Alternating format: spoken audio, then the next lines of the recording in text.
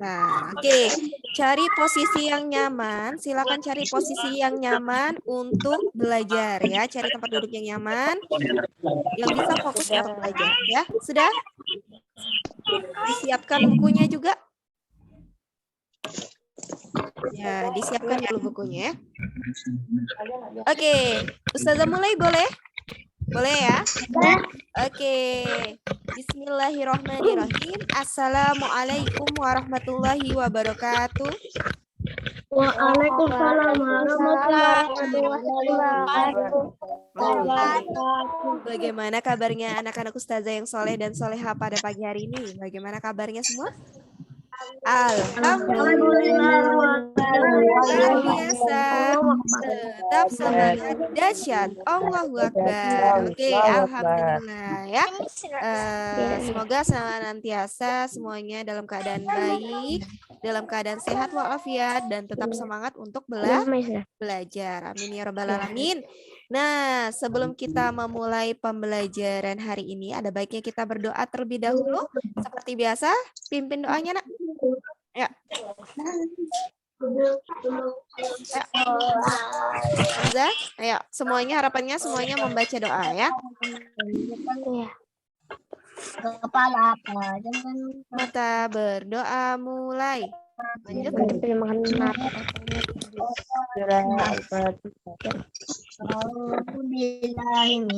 Syaitonirrajim. Bismillahirrahmanirrahim. Lanjut. Alhamdulillahirrahmanirrahim.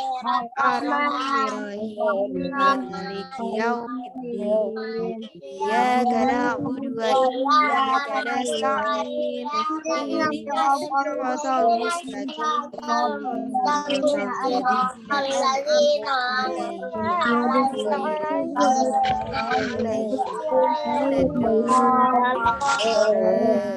Lanjut. Firli wali walidayya amin.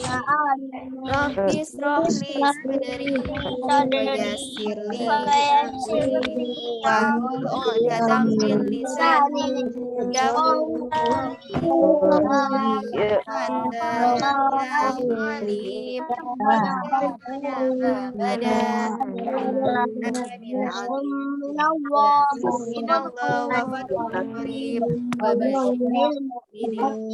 Allahumma bikitabika basari wa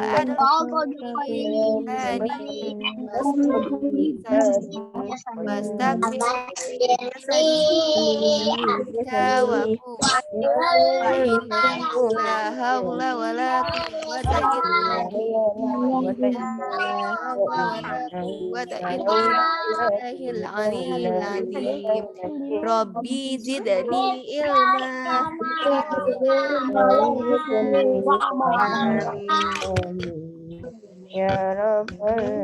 Amin. Oke, jadi sebelum kita masuk materi, coba kita mengulang materi sebelumnya. Masih ingat nggak kalian ya?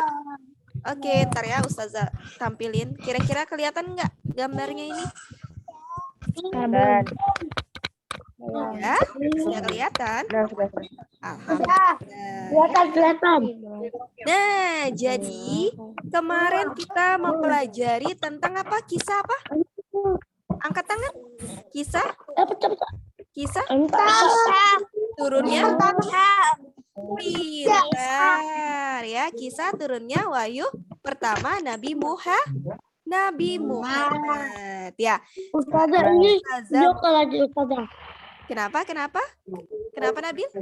Ini video lagi Ustazah. Kenapa? Video halaman 165. Ayo kita mengulang lagi ya. Kisah apa? Kalau misalkan coba dilihat sirahnya yang dulu tuh. Ini kita ngulang-ulang aja. Wahyu pertama kepada Nabi Muhammad SAW. Oke, jadi kalau misalkan kita kemarin mempelajari tentang kisah turunnya wahyu pertama kepada Nabi Muhammad SAW. Nah, coba kita lihat ya, terkait tanda-tandanya yang kemarin kita pelajari ya, yang sudah jelasin. Masih ingat nggak? Sebelum masa kenabian, Nabi Muhammad itu sudah memiliki tanda-tanda kenabian ya.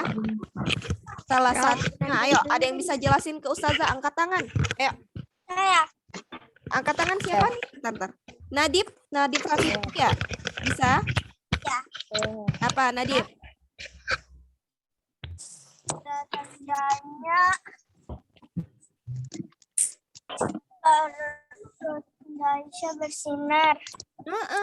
Jadi pintar Nadib ya. Jadi perut bunda siapa? Aisyah kah namanya? Aminah.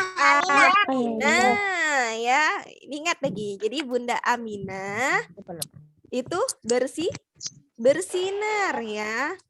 Masih ingat nggak yang ya, lanjut lagi. Nah, selain itu ada yang tahu apalagi tanda-tandanya? Yang sebelum masa kenabiannya, ayo. Angkat tangan. Ketika Nabi Muhammad umur 5 tahun dan masih diasuh oleh Bani Sa'ad, apa kira-kira? Terjadi peristiwa apa?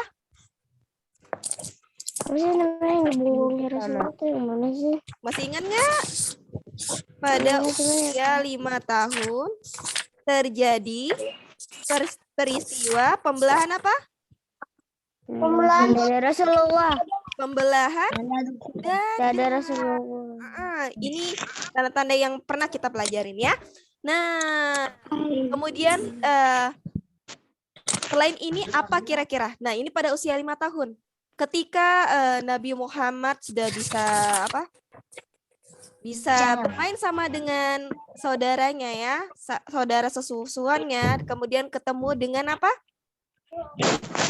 Kaum apa? Habasyah, ya. Apa yang terjadi? Ada apa? Tanda apa? Tanda kenabian. Ya, tanda kenabian di bagian mana? Punggungnya. Di bagian punggung ya. Jadi ini ada beberapa tanda kenabian, sebenarnya banyak tanda-tanda kenabiannya, tapi yang kita pelajari ini ya. Nah, kemudian kita lihat ya kisah turunnya wahyu pertama. Wahyu pertama Nabi Muhammad SAW itu ketika menjadi seorang nabi pada usia apa? Ayo, pada usia 40 tahun. Wahyu pertamanya apa? Masih ingat nggak? Bismillahirrahmanirrahim. Angkat tangan, Mbak Ustazah minta angkat tangan. Ayo, saya Ustazah, berani. Tar, Ustazah tunjuk dulu ya. Oh, Hamzah, ayo, Hamzah. Wahyu pertamanya apa? Surah apa? Al-Alaq. Al-Alaq itu tentang apa sih? Ayat berapa? Ayat 1 sampai 5. Ya, jadi pada saat itu Nabi Muhammad disuruh apa? Bacalah ya. Pada saat itu siapa yang datang kepada Nabi Muhammad? Malaikat Jibril. Malaikat Jibril untuk menyampaikan wahyu ya, wahyu pertama dari Allah. Pada saat itu malaikat Jibril itu membacakan surah Al-Alaq. Kira-kira Nabi Muhammad bisa nggak awalnya? Bisa membaca nggak? Nggak bisa. Tapi dituntun sehingga apa? Sehingga Nabi Muhammad bisa. katanya bacalah. Nah, dalam keadaan itu Nabi Muhammad selalu bilang, aku tidak bisa. Tapi terus dituntun oleh malaikat Jibril. Dengan datangnya wahyu tersebut dari Allah, maka Allah memberikan karunia bahwa Nabi Muhammad bisa membaca, dan itu merupakan wahyu pertama. Itu surah Al-Alaq ya. Nah, kemudian, nah pada saat itu masih ingat nggak Nabi Muhammad itu pulang dalam keadaan apa? Menggigil. Dan pada saat itu yang menenangkan hati Nabi Muhammad siapa? Bunda Khadijah. Bunda Khadijah. Ya, Bunda Khadijah adalah istri dari Nabi Muhammad. Nabi Muhammad, pintar ya. Jadi dari istri dari Nabi Muhammad ya.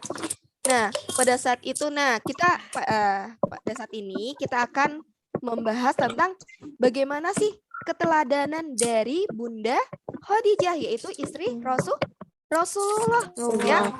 Nah, jadi kalau kita lihat ya, Bunda Khadijah ini ketika Rasulullah atau Nabi Muhammad itu datang ya, merasa ketakutan, Bunda Khadijah lah yang menenangkan hati Nabi Muhammad ya. Ya, ada kegelisahan di hati Nabi Muhammad ketika didatangi oleh malaikat Jibril dengan membawa wahyu pertama yaitu surah Al-Alaq ya. Sedangkan Bunda Khadijah ini dengan tenang ya berusaha untuk menenangkan Nabi Muhammad ya.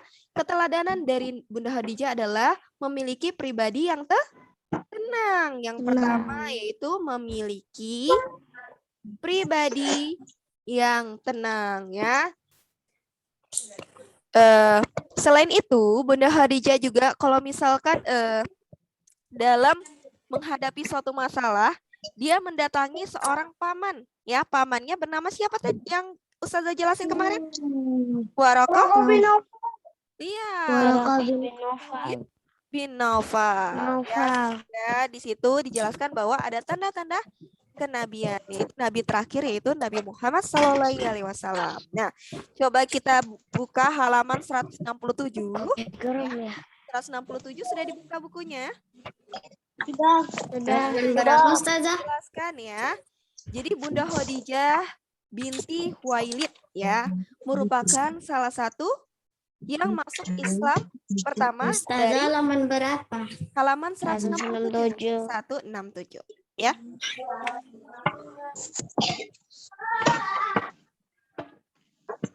Ustazah 166 166 kan sudah. 166 sudah. Lanjut lagi 167 ya. Sudah? Ustazah ada tugas kah? Kenapa? Ada tugas lah. Ada tugas kah? Adalah. Kemarin kan ada tugas, sekarang ada. Semangat Mbak Nabil ya. Ya, oke. Jadi halaman 167 ya, 167 sudah dibuka ya. Jadi di sini menyimak keteladanan Khadijah istri Rasulullah SAW. Bunda Khadijah ini merupakan salah satu dari kalangan wanita yang masuk Islam pertama kah di keluarga ya. Jadi di keluarganya Nabi Muhammad ya. Bunda Khadijah yang pertama kali untuk mengimani agama Islam ya. Jadi kalau kita lihat ya, awal pertama kali Bunda Khadijah mengenal Nabi Muhammad itu ketika Nabi Muhammad berdagang ya, barang-barangnya Bunda Khadijah ya. Jadi Bunda Khadijah ini adalah orang yang paling disegani ya, karena beliau itu merupakan salah satu pembesar juga ya. Jadi kalau misalkan diceritakan bahwa bahwa Bunda Khadijah ini merupakan orang wanita yang terkaya karena dia suka berdagang ya. Ya, jadi dan yang dipercayai adalah Nabi Muhammad. Ya, jadi Bunda Khadijah ini lahir di kota Mekah ya. Ayahnya karena di situ Khadijah binti Khuwailid ya. Jadi ayahnya itu bernama Khuwailid bin Asad. Khadijah orang yang lembut dan anggun ya. Jadi salah satu keteladanannya lagi, Bunda Khadijah ini memiliki sifat yang lembut dan anggun ya. Nih ya. Nanti digaris bawahi boleh ya. Nah, jadi dijelaskan juga bahwa beliau ini adalah seseorang yang pandai berdagang. Sehingga orang-orang Mekah itu berkata bahwa ada julukan dari Bunda Khadijah ini, yaitu Ratu apa? Masih ingat nggak julukannya? Ratu Mekah atau Ratu Quraisy ya, karena dia sangat cerdas ya dan pandai berdagang ya. Nah, ini ya keteladanan dari Bunda Khadijah.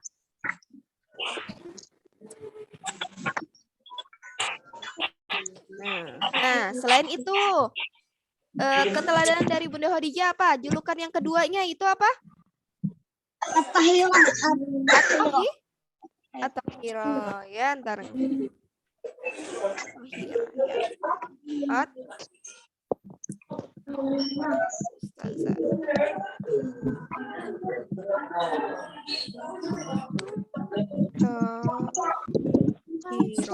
Apa sih artinya atau hiro?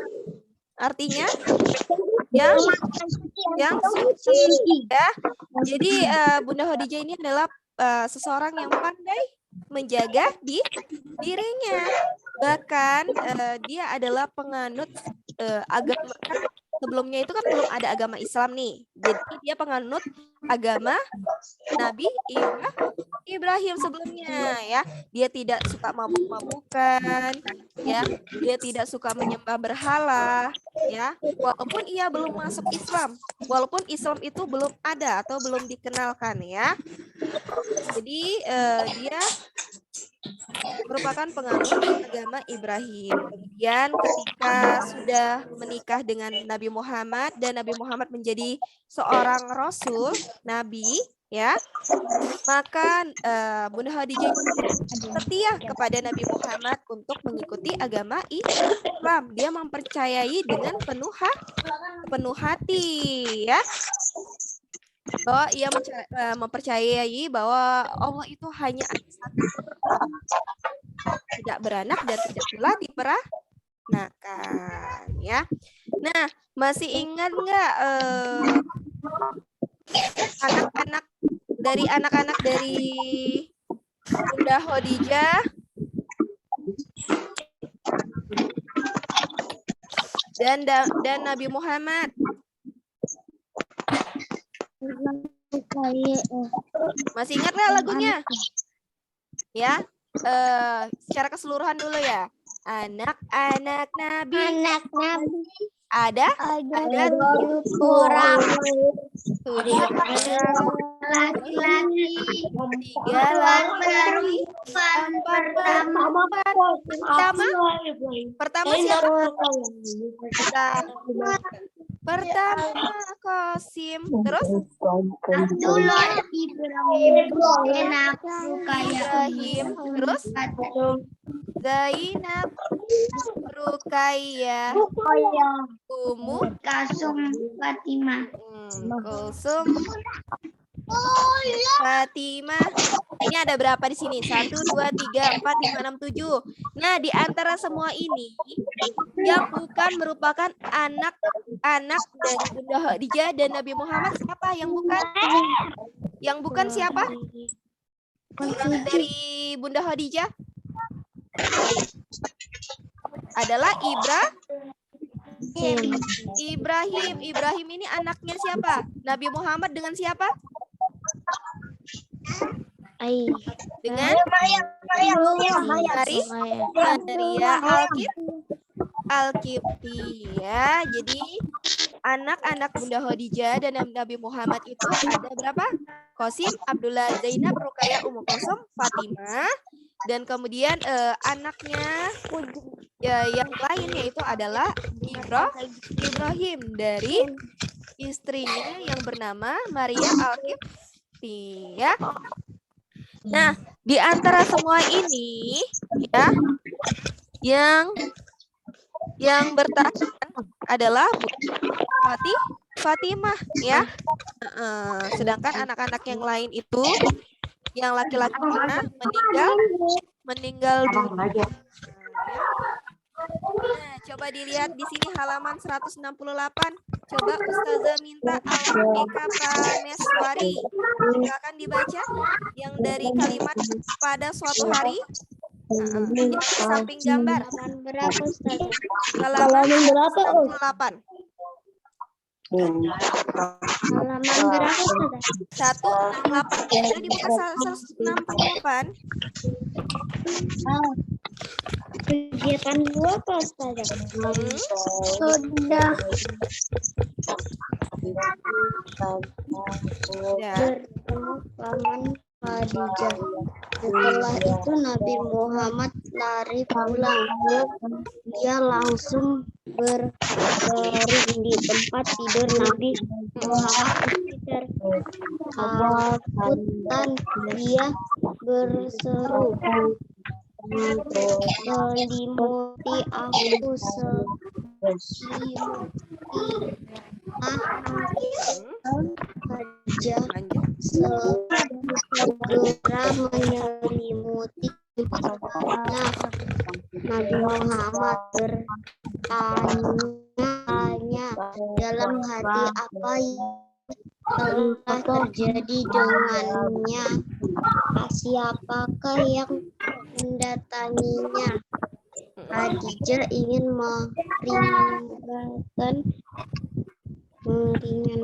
badan suaminya. Dia mencari kepastian atas kejadian yang menimpa suaminya. Khadijah menemui pamannya bin halaman Naufal. 168 ya, Nak ya. Oke, terima kasih Almika. Nah, jadi tadi kan sudah dijelaskan bahwa ketika Nabi Muhammad merasa menggigil itu, Bunda Khadijah lah yang menemani Nabi Muhammad ya. Jadi pada suatu hari ketika Rasulullah pulang dari Gua Hira dengan sangat ketakutan, beliau bercerita kepada Bunda Khadijah dan Bunda Khadijah tidak panik ya ketika diceritakan oleh Nabi Muhammad. Ia tetap tenang ya menghadapi peristiwa tersebut. Kemudian ia datang kepada siapa? Kepada Waraqah bin Naufal ya untuk menceritakan ya. Nah, kemudian pamannya mengatakan, "Berbahagialah kamu wahai Khadijah ya. Jadi Allah itu telah memilih suamimu ya, menjadikan sebagai seorang nabi dan rasulnya ya." Jadi di situ dijelaskan bahwa Nabi Muhammad ini ya, wahai putra pamanku ya, perhatikan ya, kau selalu baik kepada tetangga ya. Di sini untuk pamannya Waraqah bin Naufal ini ya, Ustazah sudah jelaskan kemarin bahwa pamannya Bunda Khadijah ini sangat jujur ya dalam berkata-kata, sangat bijak dalam berkata-kata. Maka dipercayailah oleh Bunda Khadijah untuk memberi saran atau masukan terhadap peristiwa yang dialami oleh Nabi Muhammad ya. Jadi setelah mendapat kabar itu, Bunda Khadijah itu segera apa? Segera masuk Islam dan mengucapkan 2 kalimat syahadat ya ketika diberikan wahyu pertama, terus Nabi Muhammad mengimani, begitu juga Bunda Khadijah ya. Nah, kira-kira pada saat Nabi Muhammad menyebarkan agama Islam susah nggak? Susah ya, karena kira-kira orang-orang langsung mengikutinya atau tidak? Tidak ya, banyak hal atau masalah yang dialami ya Nabi Muhammad sama Bunda Khadijah, tapi Bunda Khadijah selalu menemani Nabi Muhammad, selalu setia dengan Nabi Muhammad. Bahkan pada saat itu masih dalam keadaan sembunyi-sembunyi dalam memperkenalkan agama Islam ya. Coba dilihat halaman 168 ya. Keluarga Muhammad dan pengikutnya dikucilkan di pergunungan selama 3 tahun penuh ya.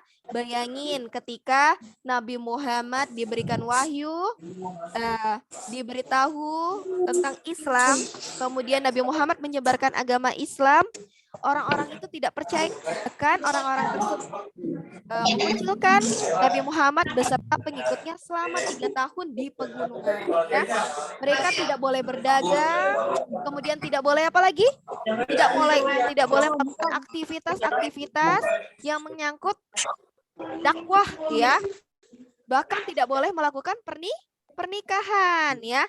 Jadi makanan dan air pun sangat susah. Tapi Bunda Khadijah tetap setia menemani Nabi Muhammad. Bahkan Bunda Khadijah itu terkenal kan, kalau misalkan Bunda Khadijah itu kaya, ya. Bunda Khadijah itu mengeluarkan seluruh hartanya untuk jalan dakwah, ya. Bahkan di sini dijelaskan saat itu Khadijah tak ragu untuk menjual emasnya dan membelikan air bagi kaum muslimin. Ia tidak takut hartanya habis. Demi apa? Demi memperjuangkan agama Islam, ya. Dia menjadikan sholat dan doa sebagai penolong, ya. Jadi setelah pengasingan berakhir, Bunda Khadijah sakit dan akhirnya meninggal pada tahun 619 Masehi. Ya, dan Rasulullah itu sangat menyayangi Bunda Khadijah dan paling berduka ketika Bunda Khadijah meninggal dunia.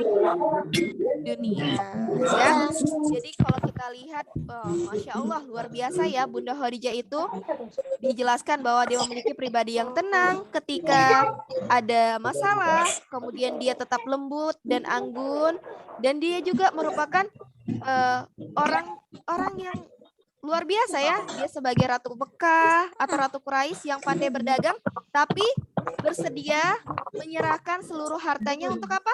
Untuk jalan Allah. Ya, maka dari itu bersyukurlah sekarang kita hidup apa? Kalau misalkan Nabi Muhammad berusaha untuk memperkenalkan Islam dengan cara sembunyi-sembunyi, kemudian terang-terangan, perjuangannya luar biasa. Sekarang kita bersyukur. Kenapa? Kita bisa mengimani agama Allah, yaitu agama Islam.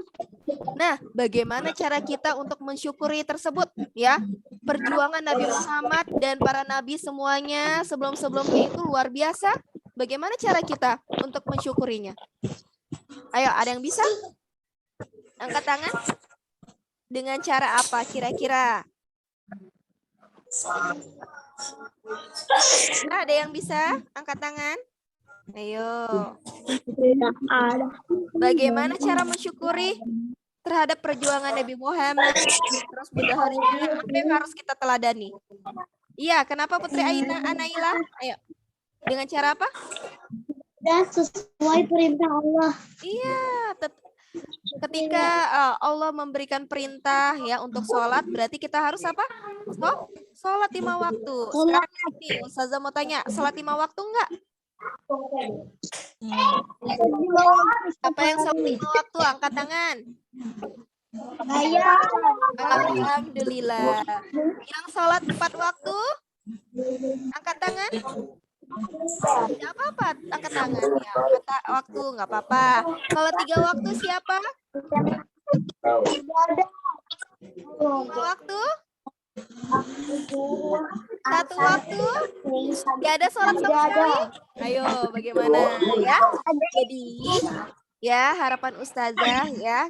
Bagaimana cara kita meneladani berbagai kisah yang ada itu harusnya menjadikan kita selalu bersyukur ya, untuk tetap selalu memperbaiki diri kita. Kalau misalkan tadi sholatnya hanya 1 waktu, oh Ustazah hari ini sholatnya cuma 1 waktu aja, duhur aja, berarti besok tambah jadi 2 waktu. Kemudian kalau sudah 2 waktu sudah hebat, tambah lagi jadi 3 waktu. Kalau sudah 3 waktu, ditambah lagi jadi 4 waktu. Kalau sudah 4 waktu, ditambah jadi 5 waktu. Karena kalian masih kelas 2, masih pembiasaan untuk apa? Agar nantinya ketika kalian dewasa, tetap apa? Tetap bertahan untuk sholat 5 waktu. Menjalankan segala perintah Allah. Ya, siap semuanya untuk menjalankan perintah Allah dengan sholat. Ya, puasanya bagaimana bulan Ramadan kemarin? Ada yang full?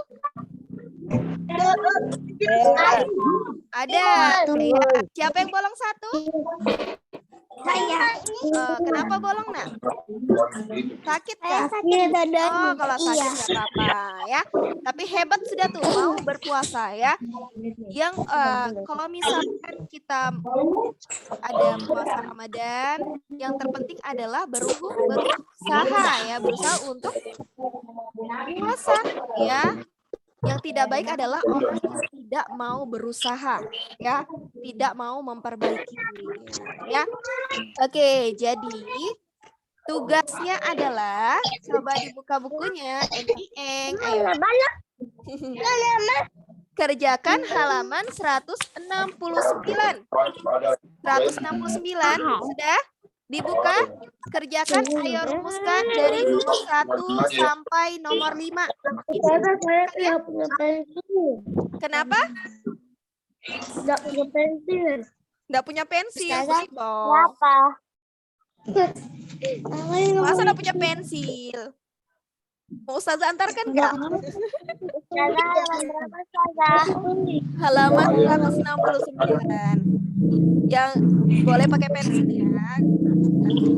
Halaman 169 dari nomor 1 sampai nomor 5. Silakan dikerjakan di rumah ya. Nanti dikumpulkan pekan depan kita mulai masukkan PTM 100% di sekolah. Jadi dikumpulkan pekan depan ya. Oke, sampai di sini ada yang mau ditanyakan? Tidak ada Ustazah. Oke, kalau tidak ada, kita akhirilah dengan mengucapkan istighfar 3 kali. Dan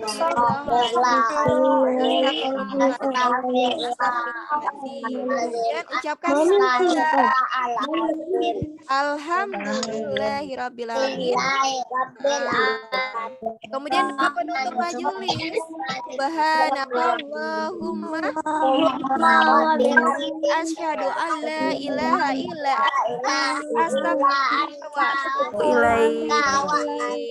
Oke, demikianlah penyampaian Ustazah hari ini. Kurang dan lebihnya mohon dimaafkan. Wassalamualaikum warahmatullahi wabarakatuh. Dadah semuanya. Terima kasih Ustazah. Terima kasih juga sudah masuk.